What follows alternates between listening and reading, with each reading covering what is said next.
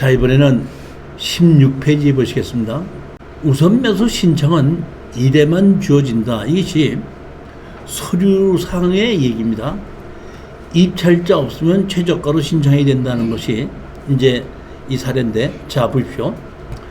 2016 타경 10061입니다. 강제 경매로 나오는데 지분이 283평인데 이거는 뭐냐면은 여기에 지분 말고도 농사 짓는 땅이 여러 개가 있거든요. 한 6개인가 7개가 있더라고요. 그 땅 지분이 전부 다 경매로 나온 거예요. 같이. 그러다 보니까 땅 평수가 많은 거예요. 1400에 1100에 900까지 떨어졌는데, 여기 보시게끔 되면, 자 여기 보십시오. 16년 7월 5일 날 최 누구가 공유자 우선 매수 신청했죠. 7월 언제죠? 7월 5일이죠. 7월 5일이다 보니까 여기 언제죠? 7월 8일 날 신청했죠. 그럼 이 사람은 7월 8일 날에 아무 응찰자가 없으면은 이 1,400만 원에 이 사람은 자기가 공유자 우선 매수 신청한 걸로 해서 가서 얘기를 했었어야 되는 건데, 서류는 신청해놓고 아무도 응찰자가 없으니까 집에 간 겁니다. 그다음에 두 번 또 집에 간 건데, 제가 이렇게 봤더니 공유자 우선 매수 신청했는데 3차 16년 9월 9일이다 보니까 이 공유자 우선 매수 신청 자격은 없어졌더라고요. 그러길래 제가 이거는 제가 언제 어디 했냐면 창원의 황경진 경매학원에서 강의할 때에 추천했던 물건입니다. 그러고 보면 제가 이 공유자 우선 매수 신청한 서류를 가지고 갔다가 틀림없이 우리가 낙찰 받으면 공유자 우선 매수 신청할 거다 했는데, 여기 보면 이 사람은 7월 5일 날 공유자 우선 매수 신청했던 것이 서류로 남아 있는 거기 때문에 이것은 인정하면 안 되지 않습니까 하는 거를 말을 해라. 그렇게 했더니 이 사람이 준비를 해가지고 가서 이 낙찰을 받았더니 최누가 나서 공유자 우선 매수 신청한 거예요. 딱 온 거예요. 그러니까 제가 얘기했던 대로 그대로 이 사람은 예전에 공유자 우선 매수 신청했는데 이것은 이미 지났기 때문에 이 사람은 자격이 없지 않습니까 했더니, 그걸 보더니 이미 당신은 공유자 우선 매수 자격이 없어졌습니다 해가지고 우리가 낙찰 받았던 겁니다. 낙찰 받고 나면은 바깥에 나와가지고 사실은 법원에서 바로 공유자 우선 매수가 안 되다 보니까 이 사람은 자기가 그 땅 전부 다를 농사를 짓고 집도 다 차지하면서 살고 있다가 혹시라도 이 자기가 거기서 빠져나갈까봐 법원에서 기다리고 있으면서 얼마에 팔겠느냐 그러면 해달라고 잔금을 내기 전서부터 합의가 다 돼가지고 팔고 나왔던 그런 사례입니다. 여기 보면 땅이 이렇게 여러 개가 있죠. 집도 이렇게 깔끔하게 있고 여기 이렇게 여러 개가 있습니다. 보면. 근데 여기 보면 이 사람 한 사람이 여기에 살고 있는 겁니다. 20페이지 보시겠습니다. 공유자가 많을 때는 돌아가면서 신청한다 이렇게 됐는데, 이거는 그 부산에 주식회사 이룬이라고 있습니다. 제가 이 이룬은 대표이사가 누군지는 모르지만은 지분 경매를 입찰에 들어가려고 했을 때 가장 많이 나하고 많이 부딪혔던 회사가 주식회사 이룬이라는 곳입니다. 근데 여기 보면 이룬이라는 곳에서 여기에 이 지분을 낙찰을 받았는데, 제가 보기에는 여기도 주식회사 이룬이라는 것이 어디 경매 학원 같아요. 그렇기 때문에 그 중에 한 사람 지분이 경매로 나오는 거를 학원생들 4명인가를 같이 또 지분을 하다 보니까, 예를 들어서 4분의 1 지분을 경매로 나온 걸 또 4명이 같이 낙찰을 받다 보니까 4명이 같이 받다는 거는 16분의 1이 되는 거죠. 그래서 공유물 분할 청구 소송을 하는 것이 아니라 다른 지분이 나올 때까지 또 기다리고 있다가 또 나오면은 낙찰을 받고 또 나오면 낙찰을 받고 이런 식으로 처리해 가더라고요. 이 주식회사 이룬이라는 것이. 근데 제가 이것을 이 이룬이라는 것이 있는데도 왜 이거를 제가 추천을 했냐면은 사실 이런 이유가 있습니다. 지금은 거제도가 조선 사업이 다 많이 하락을 했지만 2010년도까지는 그렇게 하락하지는 않았었거든요. 그런데 여기 보시면 여기 308-2가 있죠. 여기요. 우리 땅이 있고 308-2가 있는데 전부 요 308-2입니다. 이게 여기 대로변이 있죠. 요게 뭔지 아세요? 요게 다세대입니다. 그리고 우리가 경매로 낙찰받는 땅은 일로 들어와서 이렇게 돌아가게끔 되어 있는데 여기는 자동차가 들어갈 수 없는 곳이에요. 땅은 넓어요. 여기 보게끔 되면 지분이 다시 말하면 토지 지붕이 14평이죠. 토지가. 이게 10몇 분의 1이다 보니까 평수 상당히 넓어요. 그러다 보니까 제가 보기엔 여기다가 다세대를 지어서 분양하면 딱 좋을 것 같은데 이 다세대를 지어서 분양을 못하는 이유가 여기에 진입도로가 자동차가 들어갈 수 없기 때문에 큰 건물 건축허가 안 나는 겁니다. 근데 이 308-2 있죠. 308-2가 누구 땅이죠? 군유지죠. 근데 이게 조가리 땅이죠. 도로를 내면서 조가리 땅으로 됐죠. 그때는 이거를 낙찰을 받고 이 군유지를 매수 신청을 하면은 해주게끔 되어 있습니다. 이거는 제가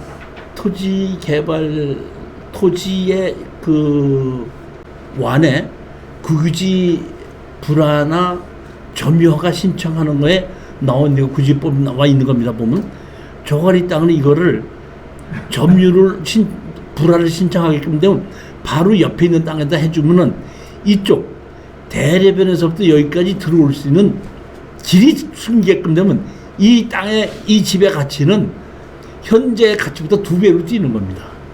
그렇기 때문에 이건 한번 투자를 해서 이룬이 지분을 갖고 있지만은 한번 해볼만 하다 해가지고 제가 우리 수강자들한테 한번 해보자 해가지고 입찰을 했는데 여기 보면 돌아가면서 여기 신청했죠. 제일 처음에 공누구가 있고 이누구가 있고 이룬이 했고 누구 우선 매수 신청했죠. 돌아가면서 신청했죠. 돌아가면서 쭉 신청했는데 얼마까지 떨어졌죠? 1,500까지 떨어진 거를 얼마를 낙찰받았죠? 2,200에 낙찰받았습니다. 했다가 다시 미납을 했고 1,500까지 떨어진 거를 다시 얼마에 낙찰받았죠? 2,400만 원에 낙찰받은 겁니다. 사실은 보면 공유자 우선 매수 신청을 했거든요. 신청을 했는데 이거는 처음에 공유자 우선 매수 신청을 했는데 공유자가 나왔다가 1,500에 떨어진 것보다 2,400이면 먼저 가기를 넘겼었죠. 그래서 그 공유자가 왔다가 뭐라고 안 하면 2,200이라고 하니까 나 공유자 우선 매수 안 합니다 해갖고 안 했었어요. 이거 보면. 그래서 낙찰을 받았던 겁니다.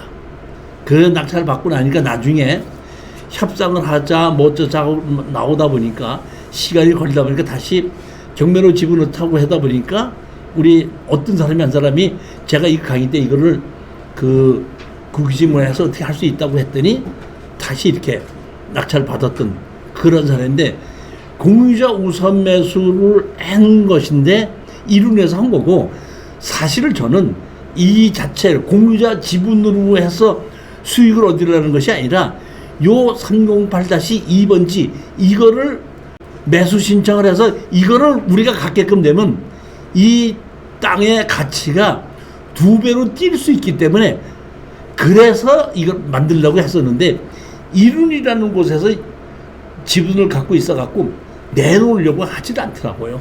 그렇다고 해서 내가 그 사람들한테다가 이 국유지를 매수하는 방법을 내가 설명해주고 뭐 할 필요가 없으니까 그냥 끝났던 사건인데 제가 이거를 추천했던 이유는 이 국유지가 옆에 있기 때문에 도로변 옆에 있기 때문에 낙찰을 받아서 이 308-2까지 우리가 매수를 하게끔 되면은 이 땅의 가치는 지금 2배로 뛸 수 있다는 뜻입니다. 그렇기 때문에 이걸 추천했었다는 얘기입니다. 근데 이 이룬이라는 곳에서 여러 명이 사가지고 공유자 우선 매수를 순서대로 해서 떨어뜨렸었다 그런 얘기입니다.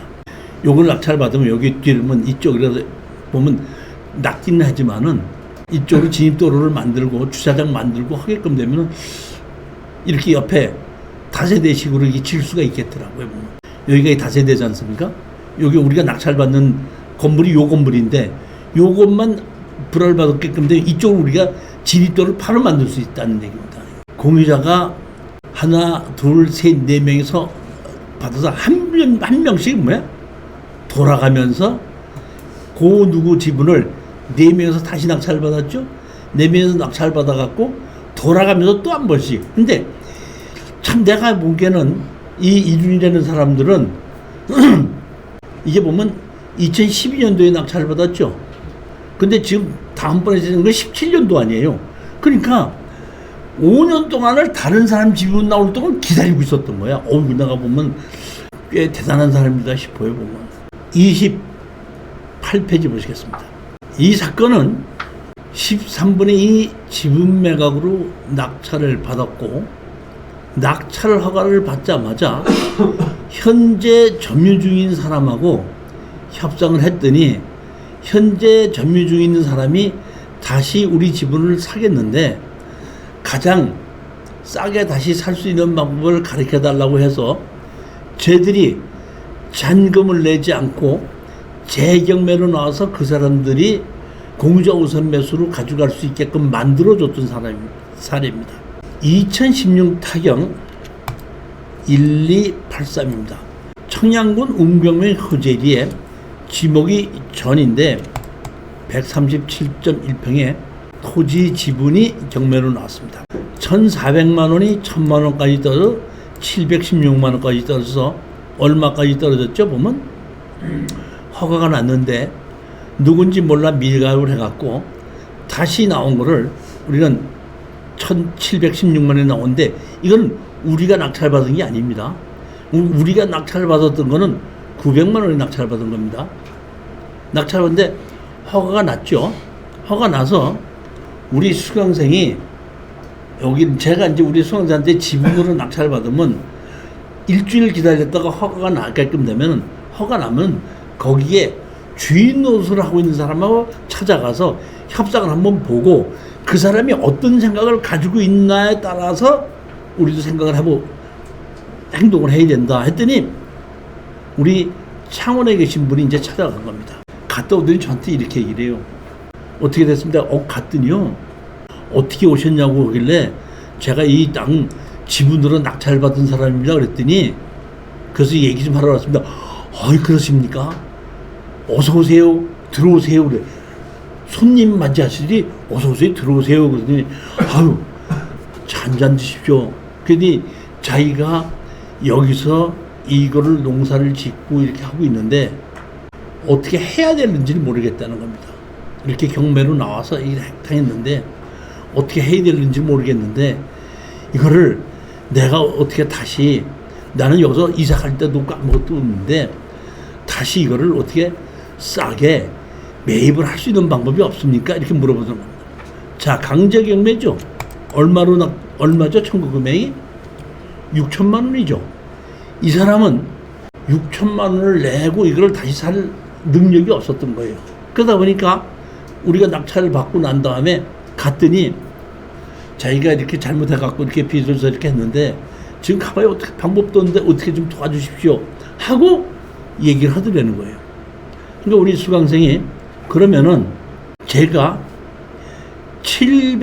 716만 원이다 보니까 72만 원의 입찰 보증금을 냈고 저한테다가 어느 정도의 그 보상금을 주신다 그러면 제가 잔금을 안 내겠습니다. 잔금을 안 내면 재경매가 나오게끔 되는데 재경매가 나오면 그때 공유자 우선 매수로 가져가시면 됩니다. 이렇게 얘기했더니 그분이 그럼 총 돈 들어가는 게 자기가 돈 들어가는 게 얼마냐고 물어보더라는 거야.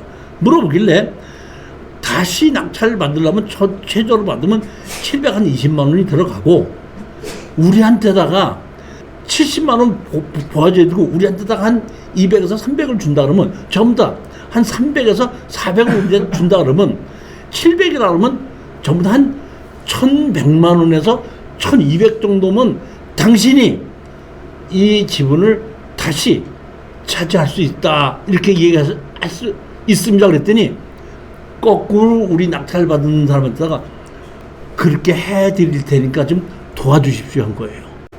거꾸로 여기에 사는 사람이 우리 낙찰받은 수강생 보고 도와달라고 한 거예요.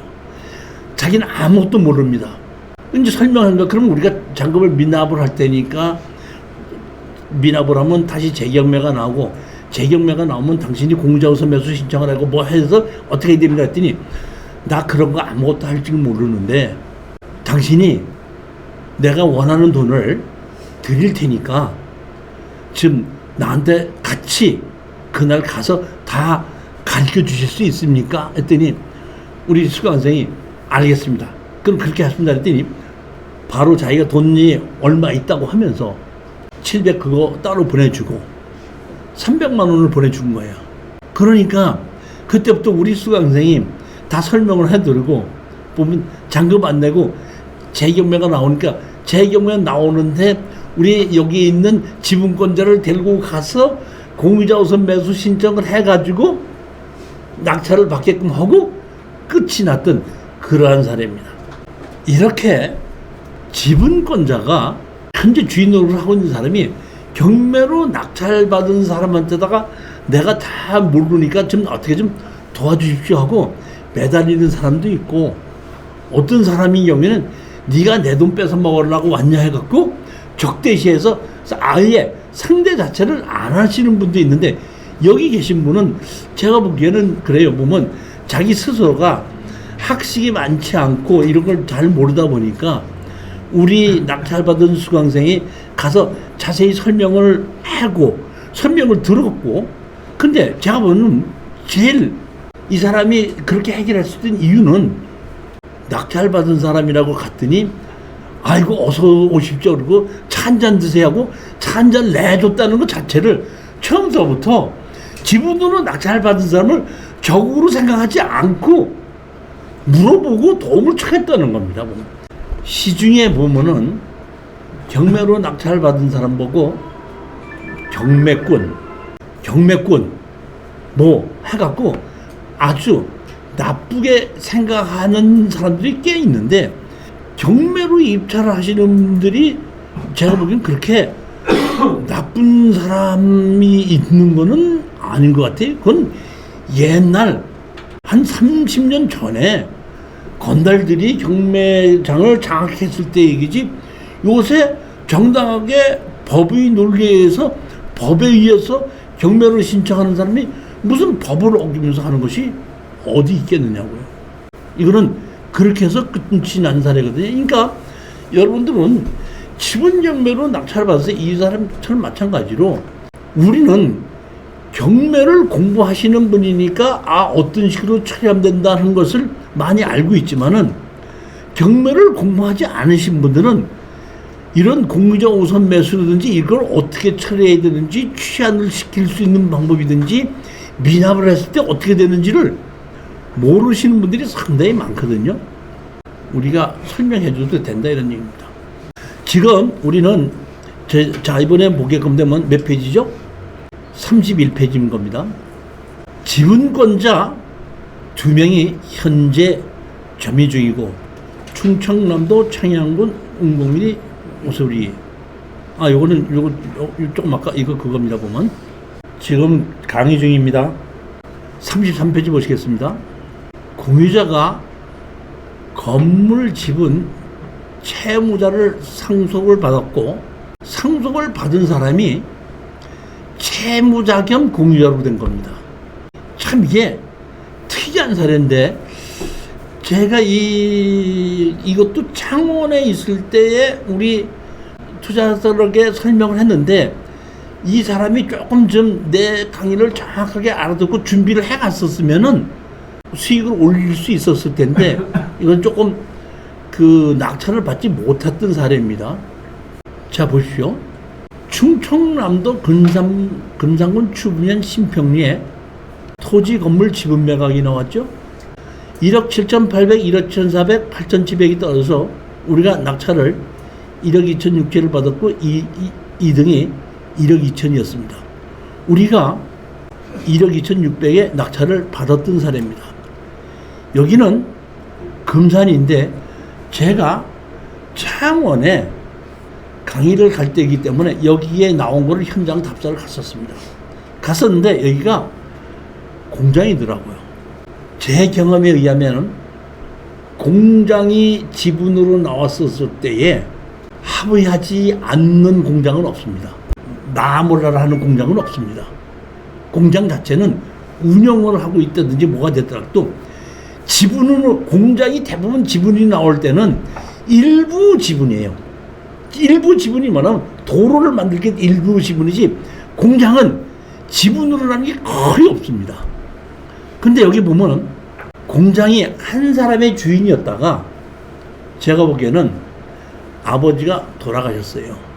돌아가시다 보니까 아들하고 딸하고 배우자에게 상속을 했습니다.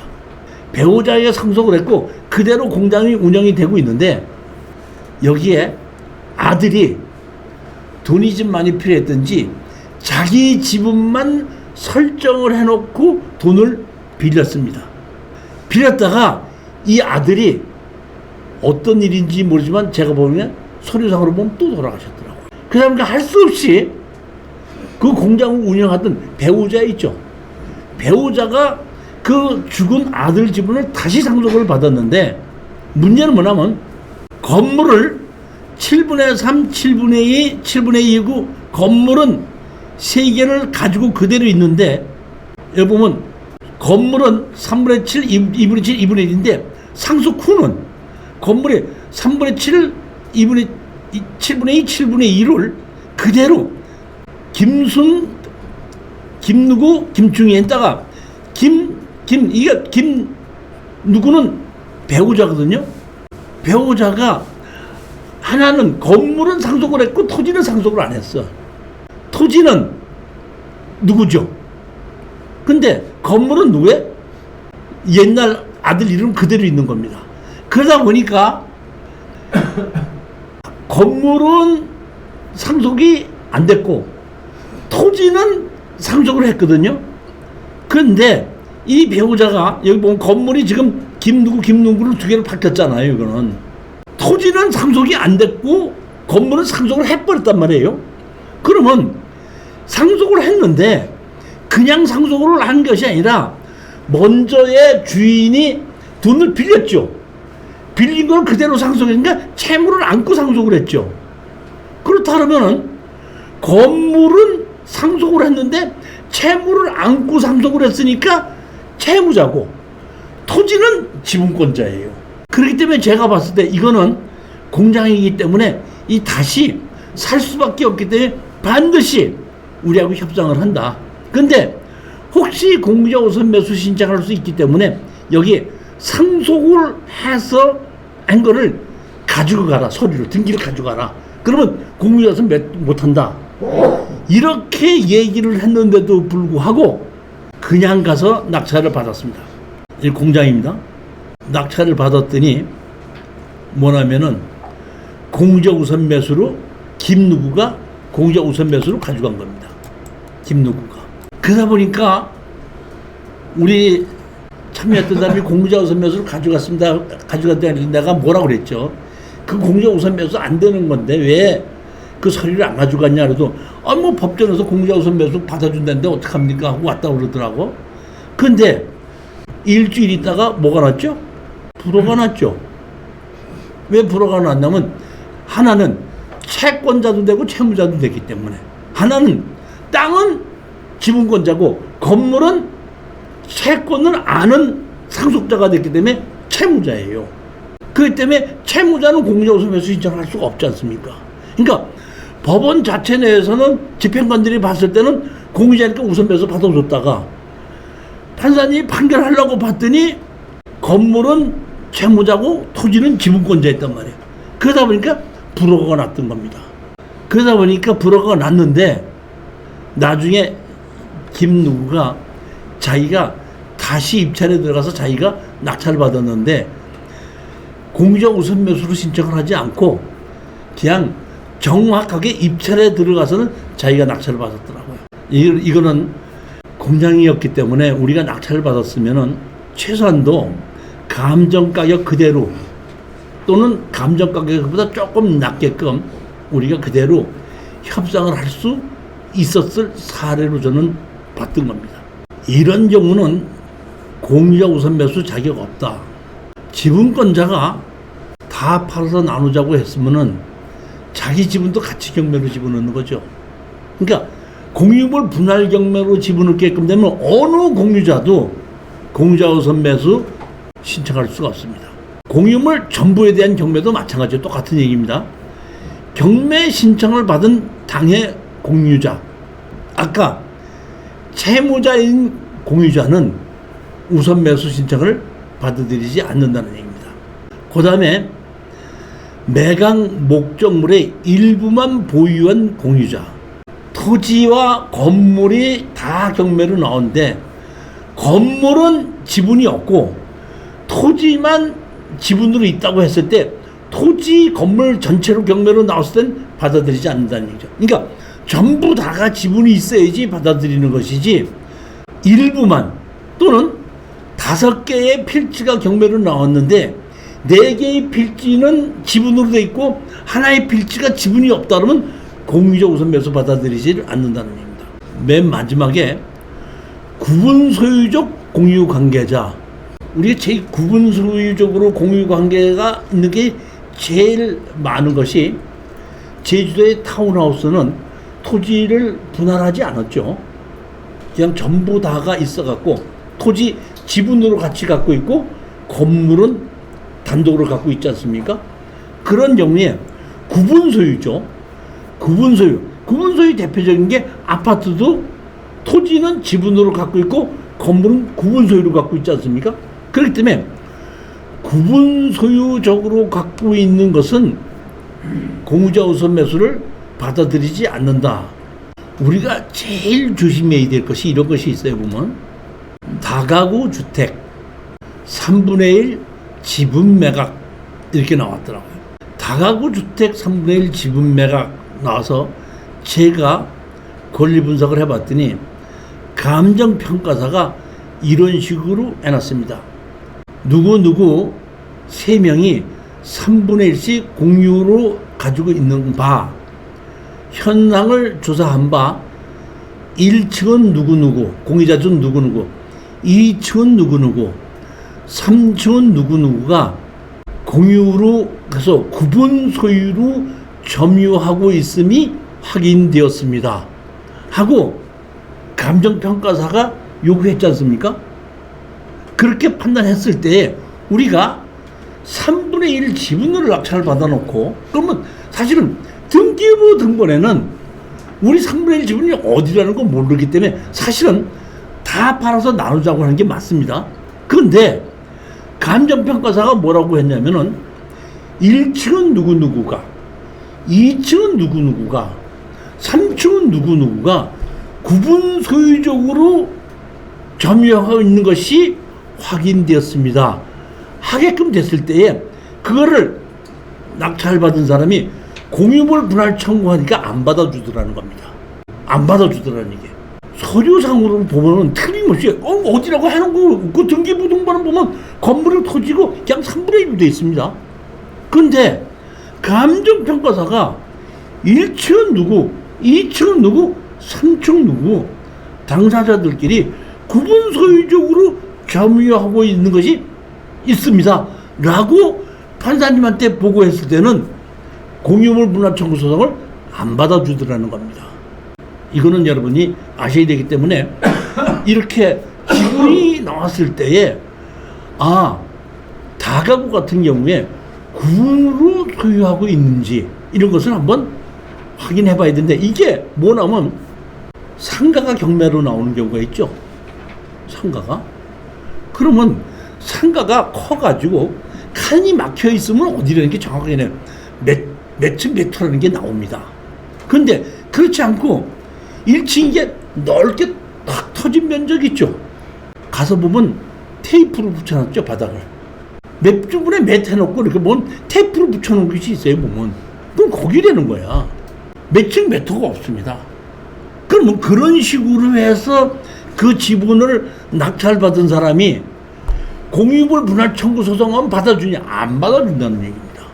구분소유족이라는 겁니다. 그러니까 아까도 제가 좀 아까도 말씀드렸듯이 다가구에 자기네들끼리 합의해서 구분소유족으로 갖고 있다든지 상가가 구분소유족 뭐 200kg, 200kg, 100kg, 100kg 뭐 이런 경우에는 상관이 없죠. 그렇지 않고 1층 매장이 넓은 곳에 가서 보게끔 되면 테이프를 이렇게 놓고 지분을 갖고 몇 층 몇 호가 없어요. 그런 경우에도 낙찰을 받아놓고 공유분할 청구 소송을 내도 안 받아준다는 얘기입니다. 그거를 말씀드리는 겁니다. 구분소유적으로 지분을 소유하고 있는지 전부 다의 지분을 갖고 있는지를 권리분석에서 반드시 확인을 해야 된다는 겁니다. 38페이지 보시면 38페이지입니다. 경주시 동방동에 토지 일부 지분 매각 이렇게 나왔습니다. 근데 여기 보면 공유자 김누구가 우선 매수 신청을 했습니다. 여기 보면 사람들이 이렇게 있는데 핵심은 뭐냐면 한 필지, 두 필지, 이렇게 세 필지가 이렇게 있죠. 있어서 여기 한 필지, 두 필지, 세 필지가 있는데 여기 이렇게 집이 있고 이렇게 마당이 있습니다. 보면 세 필지가 143-5, 143-4 이렇게 세 개가 지분으로 나왔는데 여기 보시면 여기 보면 143-5번지 있죠. 143-5번지에는 공유자 우선 매수 신청한 사람이 지분이 없죠. 지분이 없지 않습니까? 그러니까 이 세 필지 중에서 한 필지는 공유자 우선 매수 신청한 사람 지분이 없는 거예요.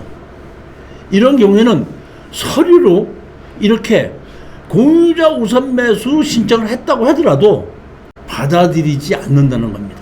모든 필지가 전부 다가 지분이 있어야지 공유자 우선 매수를 받아들인다. 그러니까 우리가 여러분들이 가장 핵심적으로 아셔야 될 것은 모든 지분이 다 있어야 된다는 얘기와 그 다음에 구분 소유적으로 돼 있을 때는 공유물 분할을 안 받아들인다는 얘기입니다. 구분 소유로 돼 있을 때 그거를 명심을 하고 우리가 낙찰을 받게끔 되면 지분으로 낙찰을 받게끔 되면 항상 제가 말씀을 드리는 것이 주인하고 주인 노릇을 하는 사람에게 협상을 하고 빠져나와야 되는데 구분 소유적으로 갖고 있다는 얘기는 주인이 주인 거로 우리가 낙찰을 받았다는 얘기입니다.